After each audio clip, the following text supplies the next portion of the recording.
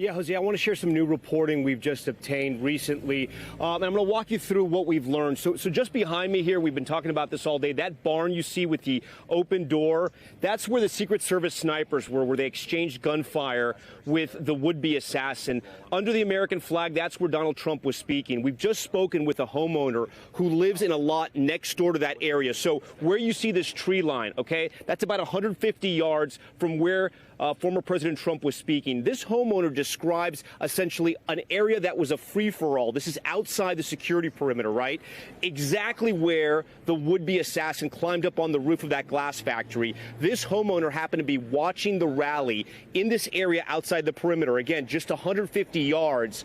The would-be sniper was over her head, firing towards former President Trump, and then Secret Service was firing back. This is the map you see right here. So essentially, that gunfight was happening over her head.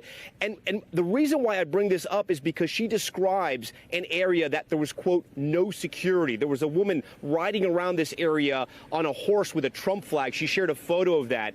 She said people were just walking right up to the fence line. She shared another photo with us of how the fence was secured. It was secured with zip ties. Essentially, if anyone would just cut that, they could have run right towards the stage. Obviously, at that point in the perimeter, the Secret Service would have stopped them. But one of the most interesting things is she tells me that her lot is right next to where Trump was speaking, and the Secret Service never came to talk to her pre-rally. They never asked her about anything. They never were set up in her area. And then I asked her afterwards if the Secret Service or the FBI has spoken to her. They still have not spoken to her. And she was right there where that exchange of gunfire was happening. She's incredibly upset.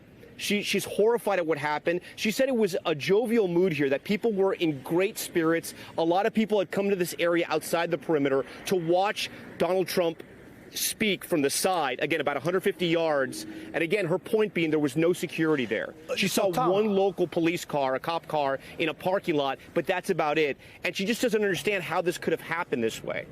I mean, Tom, this is, so just to underline what you just said, so the person you spoke with has her land adjacent to part of the area where the former president was going to be speaking, and some of the fencing was closed with zip ties?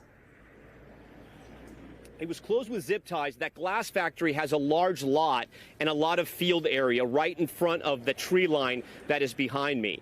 Now, that is where the would-be assassin climbed up. Crooks climbs up the building, and he gets in his position and he starts firing towards Trump. Something else interesting, she said there was actually a security guard from the glass company, right, that was pushing people away from the building. It's unclear then how Crooks was able to get up on the roof and the security guard never saw him. But essentially the picture she's painting is that anyone could walk up, get right up to the fence 150 yards from a former president of the United States running for office right now and essentially do whatever they want. Wow. Hey there, MSNBC fans. I'm Luke Russert, and be sure to join me, Rachel Maddow, Jen Psaki, Lawrence O'Donnell, Steve Kornacki, Joy Reid, and many more September 7th in Brooklyn, MSNBC Live Democracy 2024. Click on the link for ticket information.